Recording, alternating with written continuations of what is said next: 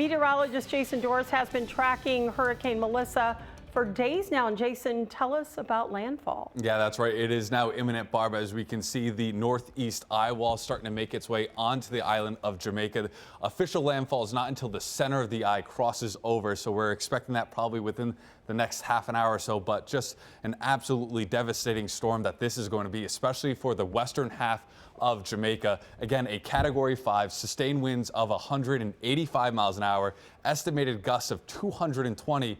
And then also this number right here, in a low pressure or a central low pressure of 892 millibars. This is just a mind-boggling storm. And some of the data that was coming in from the latest Hurricane Hunter flight that was coming from Florida initially, one of them had to actually divert because they possibly sustained a little bit of damage in the turbulence in the eye wall as they were trying to make a pass. But again, that number right here, 892 millibars, that is the third strongest or tied for third lowest pressure ever measured in the Atlantic basin, only behind Wilma and Gilbert there. And so this is going to be a historic day in the Atlantic basin as we continue to watch this storm system. Again, expected to make landfall as we go forward. It should depart Jamaica by later on this evening, and it's still going to be a Category 4 with sustained winds of 150 miles an hour as it makes its approach up to Cuba, crosses over, still a major hurricane as it departs Cuba, and then it will start to weaken as it makes its way out to sea, passing by Bermuda. But we can see well out to sea,